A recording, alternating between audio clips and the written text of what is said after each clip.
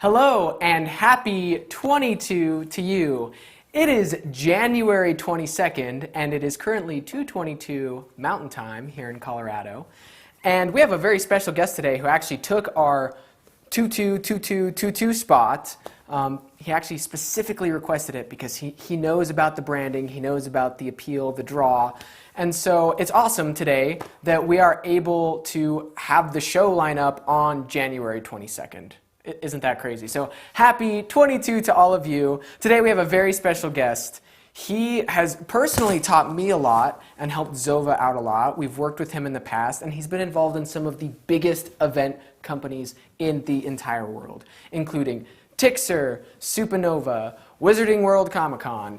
And with us today is none other than the man himself, Mr. Patrick Bradley. There he is. Am I going to beam in from high above the heavens? Oh man, it's so great to have you. I'm really happy that you agreed to be on the show because you are just this wealth of knowledge that it's amazing. I mean, you've taught us quite a bit, Patrick. So. No, my pleasure, Aaron. Thanks for having me. Yeah, I don't. You know, I got to be honest. I don't really know what you want to cover here, but here's the thing: is I think it's good for everyone to subject themselves to this at some point.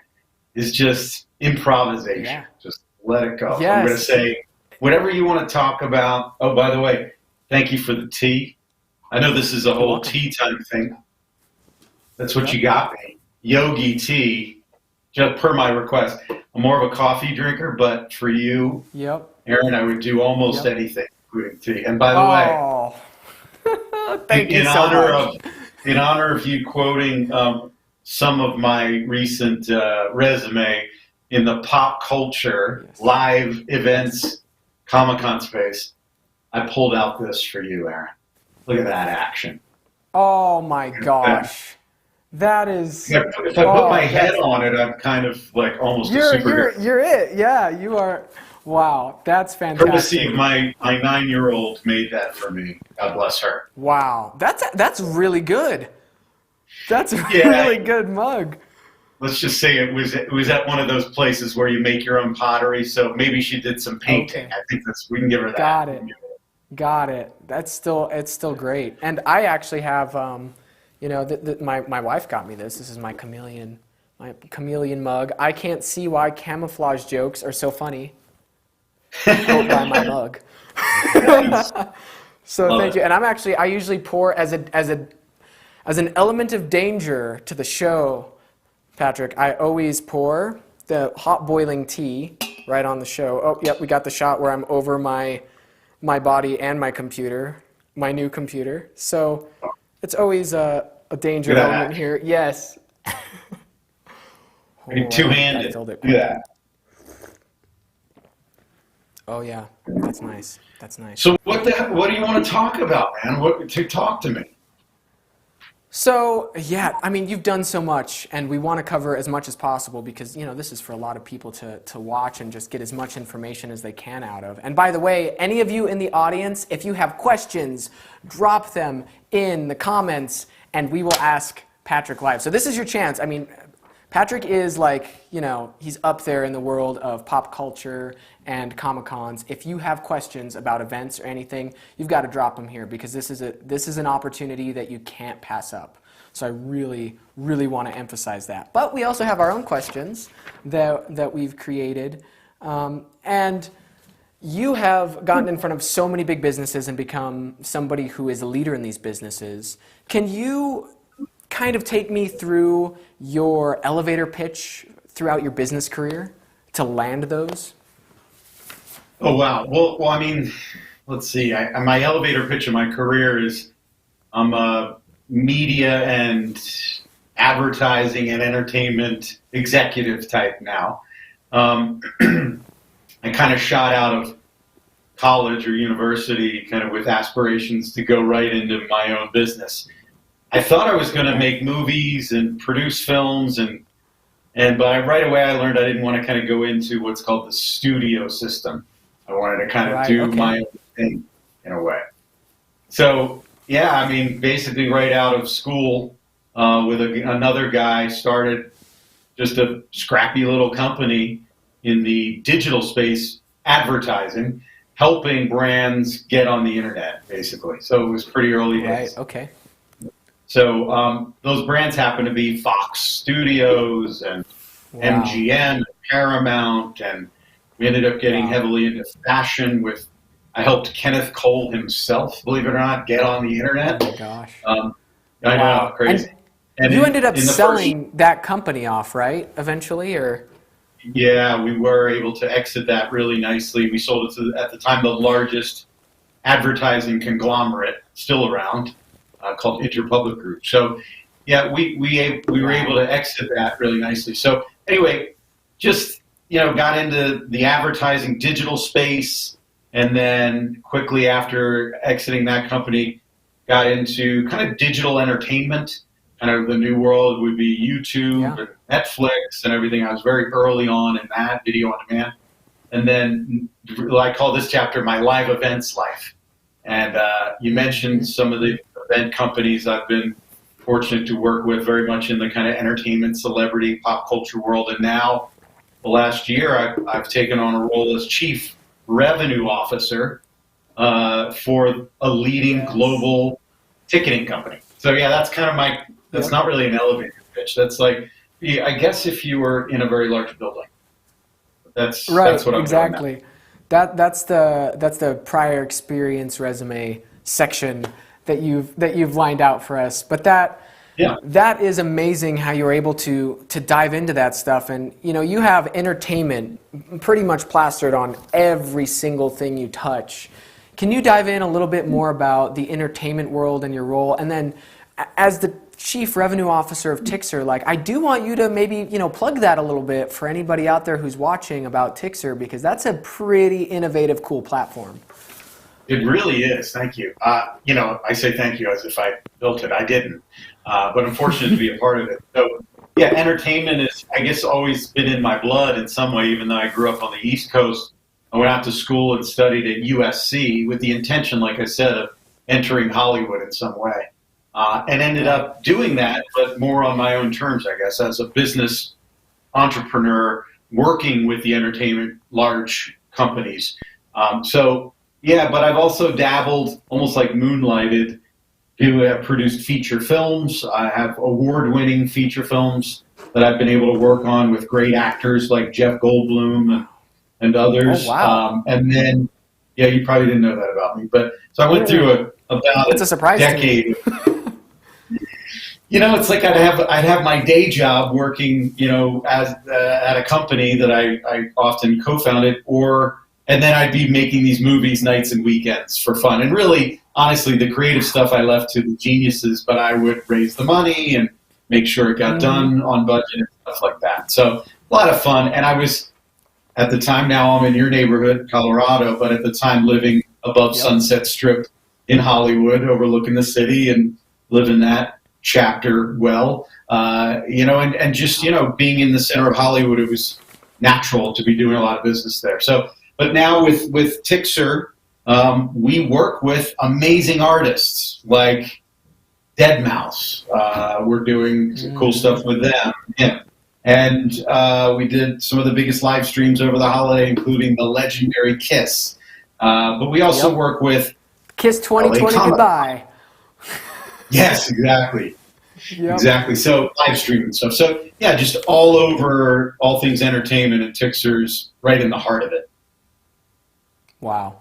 And speaking of Tixr as kind of a really innovative company, you've not only been involved with these huge event companies, but also some of the most innovative companies. Ripe Digital was one of the first movers in on-demand content, and now Tixr's innovating for people to purchase tickets and for people to experience events digitally. What's the importance of innovation, and how do you come up with and or even get involved in these types of companies where innovation is really placed first? Wow. Honestly, you're right. I've always been involved in mostly digital-based companies, technology-based companies, and they've all sort of been on the forefront, or certainly maybe not the first, but certainly innovating as one of the leaders. It's just been, I guess I attract to that. I always think like, where's the opportunity and where does it fit in with, my lifestyle, my interests.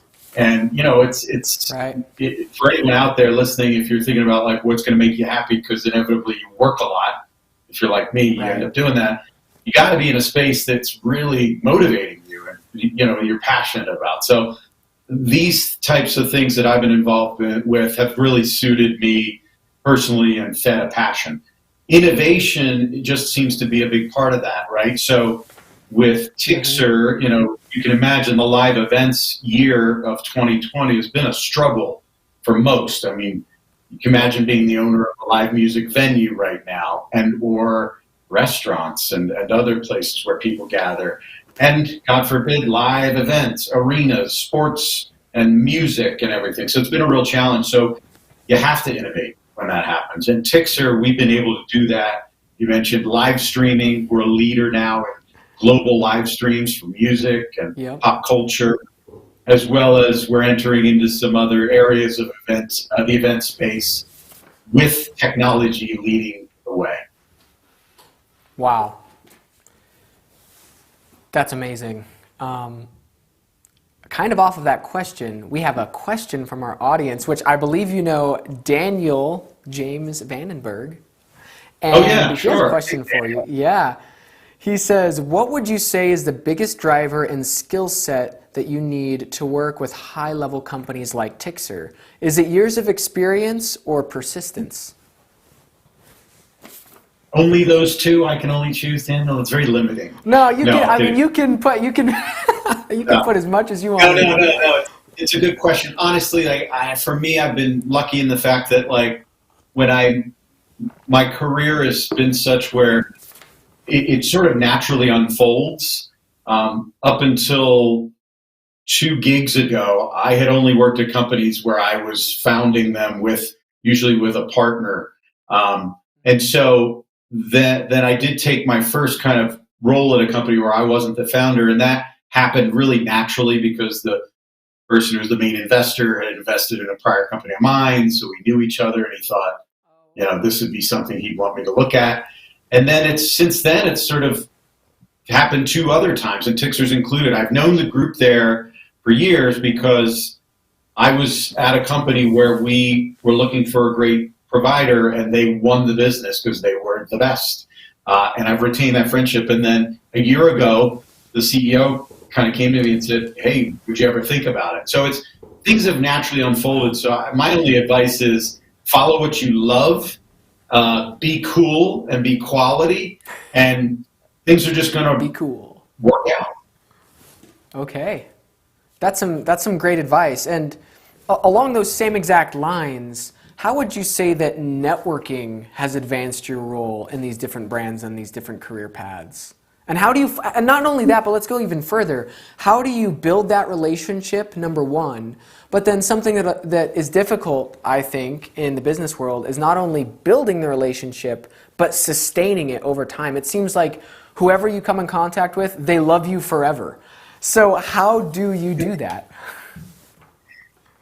Well, yeah, networking, what comes to mind is like the digital world of networking. And of course, prior to that, it was going to events and schmoozing with people. And, I mean, life communication is networking, I guess. Again, authenticity is the word that comes to mind. Just if you're authentic, you're passionate, and you relate well with people and treat them with respect, then you've made a relationship for life. So it gets right down to the communication set. So whether it's happening digitally or starting that way, or now, unfortunately, primarily on screens, while we're all limited on in-person exposure, there's still a way to make a connection, right? I've had to sell and meet new people and do calls like this in the last 9 months. So you have to figure that out. You got to find a way to connect. And, it's human to human connection no matter how hard it starts or how it starts.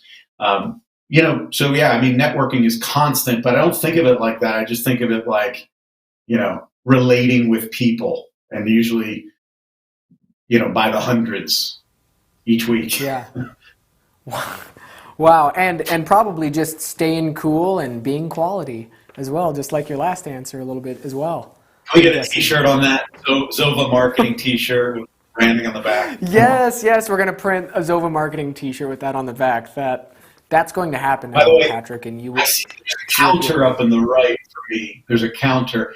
Is that a per question timer? And do consumers see that? Yeah, or it's just kind of. Yeah, no, they actually. I guess right now they can't, but yeah, it's just to kind of keep time moving. Away. Right.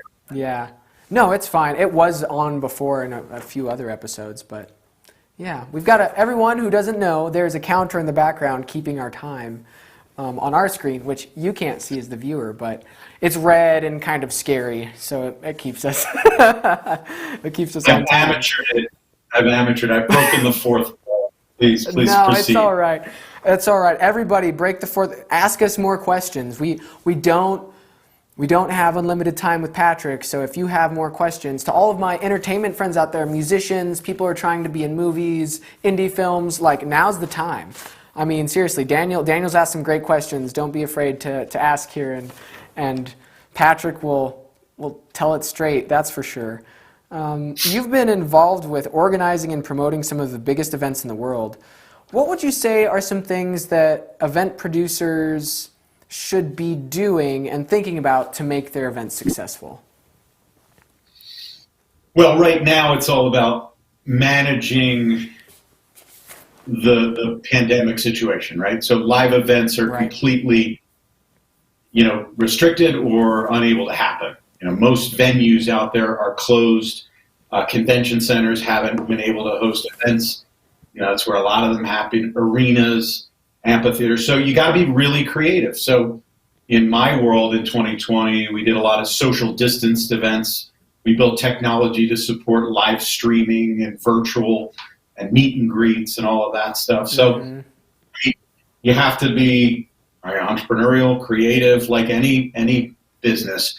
And now, I guess, from an event producer or promoter standpoint, the people that actually make the events happen, my clients in the Tixr ticketing and technology world, they're all thinking about how do we do them but stay within the guidelines that have been set, usually by the state or local government, right?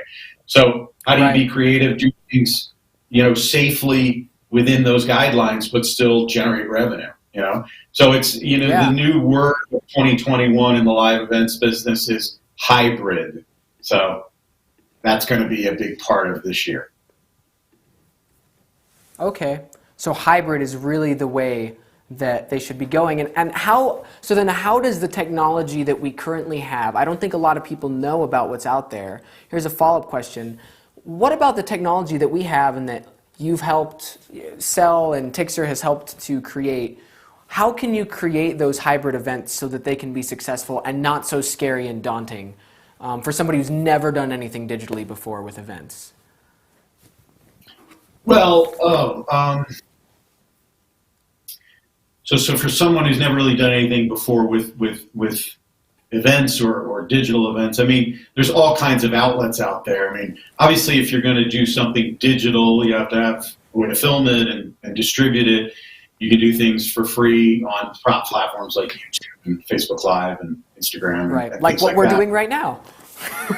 Right, exactly. And give it away for free, but that doesn't help you monetize. Or you do it through a paywall of some sort. So, Tixr is a platform that's been around for like 9 years as a mass scale live events business that now has live streaming capabilities, utilizing all that tech. So it's actually really robust and the tech stack is deep. Whereas a lot of live streaming companies are pretty new and they're light on the technology, which is why you've seen, I don't know if you've seen out there in the marketplace, some of these big artists doing live streams that have fans all over the world, and they go to perform, and it doesn't work. That's happened to major artists in the last days. So you got to make sure that the tech you're using, if you're a major brand or festival or artist or whatever, can support the volume at scale. So yeah, but I don't know if that answers your question. But It be does. creative and use the right tech.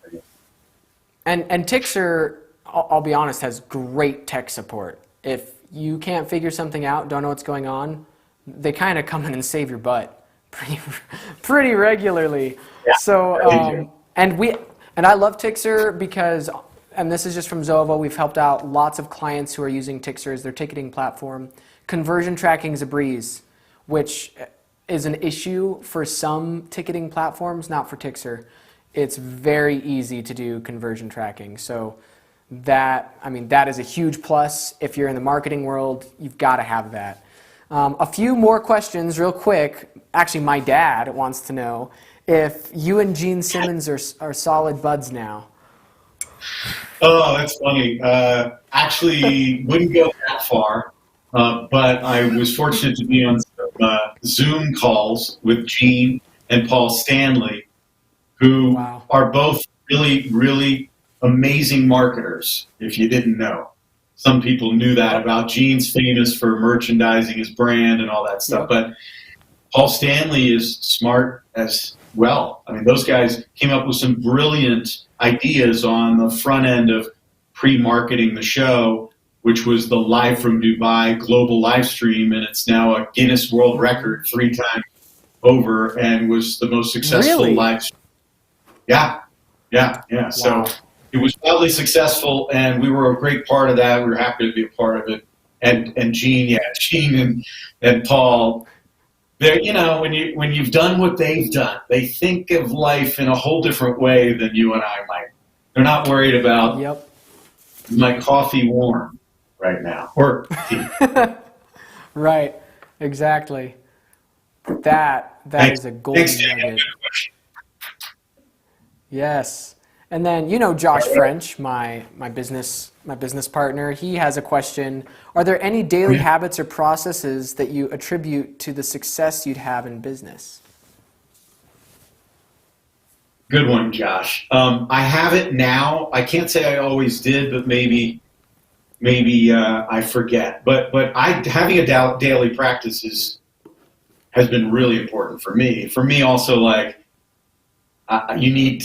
you release as much as you give to the work environment, especially mentally. Right. So you got to figure out your outlets. For me nowadays, living in beautiful mountainous Colorado, I get out every morning. It's you've heard things like the 5 a.m. club and stuff like that. I'm not on that, quite frankly, but I'm up early, sunrise, run with the dog, enjoying the mountain air. You got to do that to kick off the day. I'm a faith-based guy, so that's always a part of my morning. And then really just, figure out your release triggers throughout the day. And I'll leave that to everybody on the viewing side to figure out their own version of that. But yeah, for me, it's got to keep the body and mind and soul all in good shape. Wow, we have to go for a run together sometime. I'm an avid runner. I know you are. So yeah. We have to remember that. We have to Just do that. Kind. One last question, and this is from Daniel again. And this is a great question, Daniel. When is a good time to pull the plug on a project that you think has huge potential but is lacking in execution and success? Well, the old adage, it's all about execution, right? So the idea can be brilliant, but it's all about execution. So I don't know. For me, I'm really trying to figure out how to connect with the gut, the instinct, where for sure the answer. Yes. So I say I'm trying to figure that out. I'm always figuring that out, but I'm really, more and more, if you're honest with yourself, that's your gut. So I would say, don't know what this particular project is, maybe that you're thinking through, but I think if you sit down and you let your gut get in the game, you're going to find out that it is or it just isn't worth it. To me, life is short in the sense that you only have so much time in the day. So you got to make sure wherever you're committing your time, it's going to have have the payout you ultimately are looking for. So listen to your gut. That's all I can say. That's amazing. And one last question. Actually, I owe this guy a lot. He was one of my teachers in middle school, so I have to slip it in here. His name's Kirk Vogel. He is a composer for band and orchestra music. He's fantastic. Okay. I had him as a choir director in middle school at Heath Middle School. And so his question is, how does he expand his presence in his niche market that he exists in, which is, again, the band and orchestral music arena? Do you have any insight from marketing in that area? How does he do what? So how does he expand his presence in that area? How does he get more awareness and get himself more out there? He has all of the sheet music that he has composed for band and orchestra, and he wants to know, like, how does he get out there? Sure. I mean, I want to learn more about what he's looking to achieve. So I think first for him, he should define, what does that really mean? What does he ultimately sit down and think through, like, what do you want? What are you trying to, is it grow your network? Is it get more business, more opportunities? Is it to nurture more kids and teach more kids? What is it you ultimately want? Define that. Then, figure out, like, what are the tools that could help you get there. I mean, naturally, now we live in really an amazing time for marketers, and I've been fortunate to kind of grow up and see it unfold. I mean, with all things digital and your world, Aaron, about conversion marketing and being able to tell a story with sight, sound, and motion video. Inexpensively, like free, and then get it out there. Like, there's so much opportunity. If you're super creative, look at some of the world of influencers. They're basically creating their own careers and building massive following and becoming their own media companies pretty much for free. Yep. So if people like what you're doing, all you have to do is kind of figure out a way to package it up, and allow them to experience it. And you're going to build an audience, and you're going to grow an audience that you can then ultimately, I was going to say, monetize or embrace or affect or whatever it is you're looking. So define what you want, and then understand all the tools at your disposal. And if you're creative, which it sounds like you are, use everything out there. Because now's the amazing time in the world of media to do that. All of the secret sauce. So just to let you know, we call when somebody has something really valuable, spill in the secret sauce. And we got all of it today from Patrick Bradley. I wish we could have you on longer. Maybe in the future we'll have you on again. You're always working on new and innovative things, so I definitely need to have you back on the show. Again, we've worked with Patrick, he's worked with us, and it's just a delight every time we're together and doing things. So really, thank you so much, Patrick. Yeah, and thank you to everyone who's watching, who participated and asked questions, and who has supported us through this entire process. It's been a lot, through our almost 4 years now in business that we've been. We've come a long way, and the show has been getting better and better. A big thank you to Bike Shop Agency, Phil Van Drunen, and Peter Romero once again. Thank you to all of our fans, all of our clients. Thank you to Patrick Bradley, the man, the myth, the legend, who has just this entire world that we didn't even scratch the surface of, everyone. I mean, we could go on for millennia going into Patrick's life and his knowledge, but we're out of time for today.